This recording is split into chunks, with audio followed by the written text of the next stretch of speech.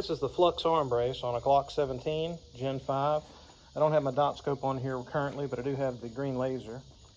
Should be able to see that on the target pretty easy. And we're going to be using the green laser and do some time shots. I'm going to do some draws from my bag as well as some draws from a holster. This is a Blackhawk omnivore holster. Notice it has the modified thumb drive on it, because when my pistol is, when the flux is on, it shifts my hand down. It shifts my hand down about a ½ inch. So I need that extra ½ inch here on the holster so I can get my thumb on it, so I can hit my thumb there as opposed to up here. So we're going to do some tests on that. Also, when you're running the omnivore, you'll need the brace to be out about 3 inches. Notice I've got some duct tape, a full 2 inch and then a ½ of one. And that keeps it 3 inches out. And then that keeps it from hitting the lock inside the holster and unlocking the gun inadvertently. So with it 3 inches out, you still got, mobility. The gun is still tight to your body. It's not in the way of running and driving a car, getting in your seatbelt, and you can still draw it. So we're gonna do some draws from the locked holster, and then we'll do some draws from the side bag and see where we are as far as speed.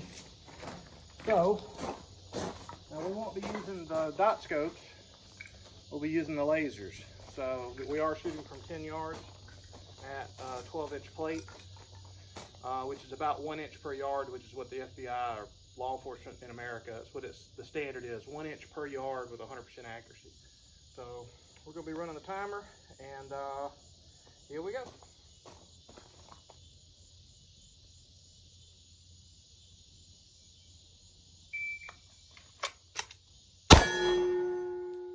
That was a 220. By the way, so when I'm drawing it, I'm actually snatching it manually. I'm not using the spring to deploy the stock. I'm actually doing this manually. So that's the difference between this technique and the factory Flux. So that was a 220, 220.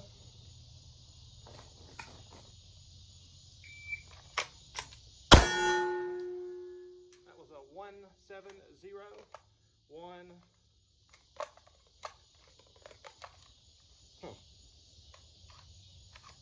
170. It's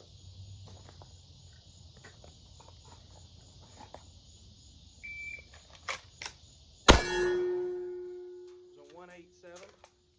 Now those, look at my group down there. They are just like a 3-inch group down there. That is very tight, very tight. Gun locks in.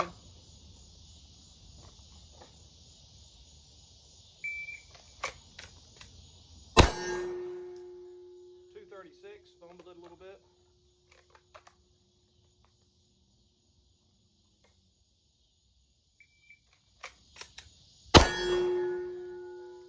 197.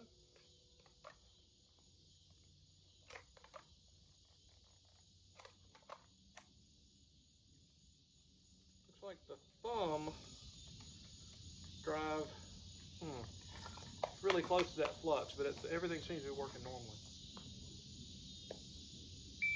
I missed this beep on that one. Hang on.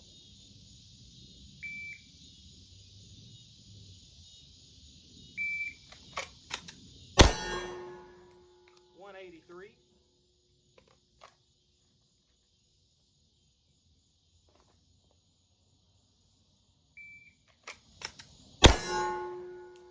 $170. Now with the standard sidearm, I can probably draw a good bit faster than that. The flux slows me down probably a good ½ a second, but the groups are extremely tight. Let's do away with the holster, which it locks in there good. Let's go to the bag and see how that changes things.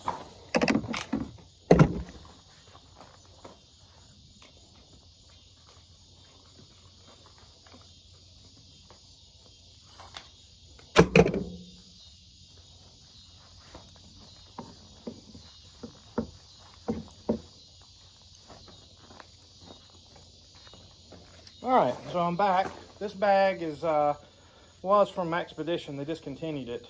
Forgot which kind it's called, but it was a small one, whatever it was. Also, I got this pad here that goes on my neck, and that's a big game changer as far as the bag itself. So let's see what we can do with the bag. Okay. So it's in the bag, right? So you're carrying in the bag. Of course, we would have it collapse a little more without the tape for better concealment. So you can run it open top with the stock or the arm brace collapsed. But you can also start with your hand on it. So we're going to do some tests with our hand on it and see what our times are with that.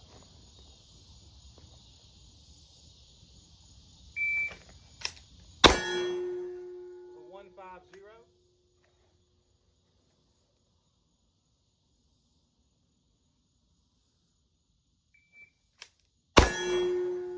150. Now again, this is deploying the stock. If you want to go faster, let's see what happens if I don't deploy the stock.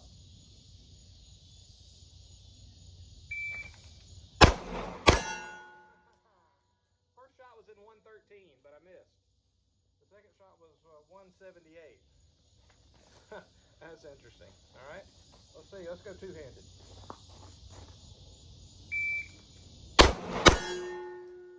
Again, a 109 on the first shot and a 157 on the second. First shot was a miss though, so I got 2 shots left. All right, that was 101. 1 second out of the bag, the shot. So even though it's got a flux on it, I didn't deploy it, but it's like I say, at 1 second, that's a pretty fast draw in anybody's book there.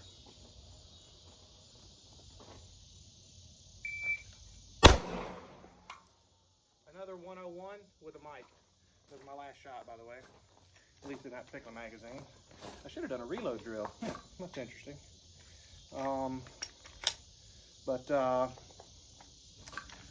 So out of the bag is seems to be about half a second faster than out of the holster.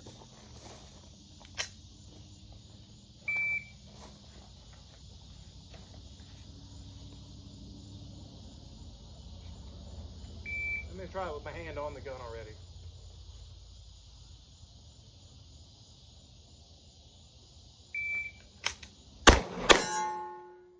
First shot was 135 with a mic.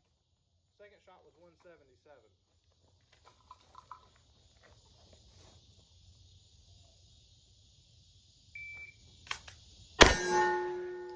$148.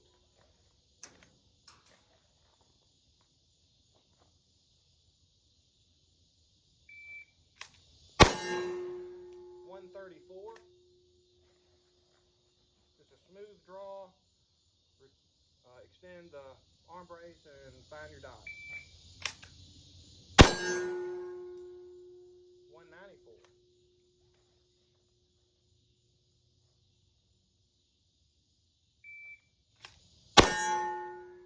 $136.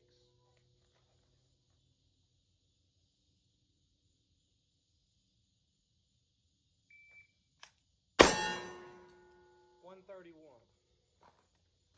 Let's do some double taps and see where we are at 10 yards on the double tap. 21.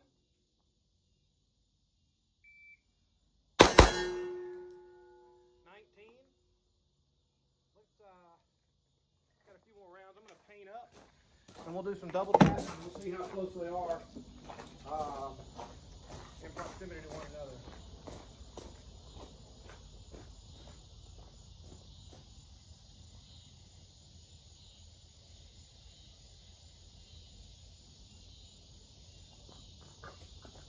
In fact, I'll probably just go ahead and finish off this mag. And there's not too many in here anyway, about 3 or 4 anyway. But I'm go ahead and rattle them off and see what the group looks like from 10 yards. That was 4 shot. That was 18, 16, 17. So 18, 16, 17 were the splits. And like I say, that was, that'd be about an A zone at 10 yards. So that's me shooting this gun. You know, I'm kind of a professional. So the real test is going to be when we get someone who hasn't shot a gun before, like ever, to shoot this gun and see how the laser, the arm brace, and maybe even some ammunition selection like Liberty 50 grain ammo, 50 grain 9mm ammo at 2,000 feet per second. It recoils very little. Muzzle flip is very low. And but in any case, this has turned out to be a very good system for me. It's been carrying inside the waistband well and concealed. Goes in the bag very well. I also have 6 magazines and my night vision in this bag. So this bag is armored. So this has got a lot of utility in this bag. As far as carrying inside the waistband, this is not hard to do. This whole gun weighs about 50 ounces. Draws pretty smooth. And like I say, it's been a game changer for me. So the real trick though is how a new shooter, I think this will take a new shooter to a whole nother level. A person who's never shot a gun before, equips with this, a mechanical advantage. And with the tests I've done so far, this is shooting 4 times, this increases the accuracy by a factor of 4. Someone who's shooting a 20-inch group down here at 20 yards is now shooting a 4-inch group at 20 yards. So it quadruples your accuracy, which also quadruples your range. So, and it does hurt you about a half a second on the draw, but if you're not missing, right? If you miss one shot, it takes about a half a second to make that shot up. So you're really playing for free, but you don't have extra bullets down range, looking for a lawsuit. You know, you've got an ability to actually make headshots out to 50 yards very easily with this. 1 inch per yard is the national law enforcement standard. Yes, they shoot out to 25 yards, but they shoot up to 15 yards, and they're shooting at about a 15-inch target. So they can miss every shot at 25 yards and still qualify. That's a little bit of an exaggeration, but I think they can miss like 6 out of 7 or something like that at 25. You just throw away the 25-yard scores and say at 15 yards and in, you have to hit a 15-inch target. That's 1 inch per yard. I know it's not exactly that. It's actually, they can shoot worse than 15 inches, but 1 inch per yard would be a good standard to judge yourself by. And this gun here will shoot about 1/10 of that. This gun will shoot about 10 inches at 100 yards, not 10 inches at 10 yards. So with the right ammo, the Glock is, you know, easily capable of, you know, 2 inches or 3 inches at 25 yards. You know, 2 or 3 inches at 25 yards. There you go. That's 8 to 12 inches at 100. So, and shooting at 50 yards for headshots, you know, now you're down to 4 or 6 inches at 50 yards. So that's more than enough for headshots at 50.